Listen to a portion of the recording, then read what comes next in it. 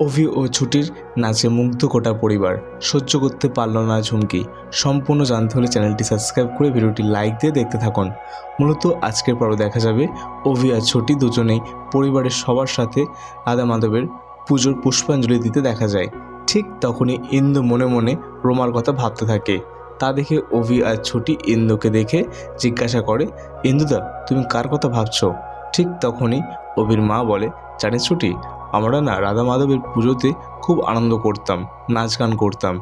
অভি তখন খুব ছোট, আর এখন তো পুজো নমনম করে হয়ে যায়। তখনই ছুটি বলে, কেন মা, নমনম করে কেন হয়ে যাবে? এবছর নাচ গান হবে। ঠিক তখনই পাশ থেকে সবাই খুশি হয়ে বলে, হ্যাঁ, আমরা এতজন আছি, হোক না। নাচের কথা শুনে ঈশা বলে, আমি এসবে নেই। তখন অভি বলে, দেখ দিদি, তুই আর ঝুমকি দুজনেই আমার কাছে স্পেশাল গেস্ট।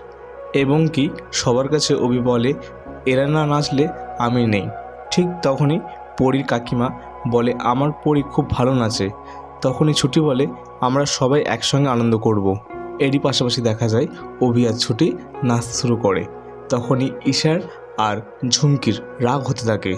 ঠিক তখনই ঝুমকি বলে, অভি ও ছুটিকে, ভালোই তো রাধাকৃষ্ণ সেজে নাচলে, তবে একটা কথা মনে রাখবে, রাধাকৃষ্ণের কোনোদিনও মিলন হয়নি।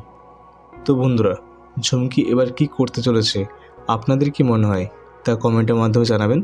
ভিডিওটি ভালো লেগে থাকলে লাইক ও সাবস্ক্রাইব করে আমাদের পাশে থাকবেন। দেখা হচ্ছে পরবর্তী একটি এপিসোডে।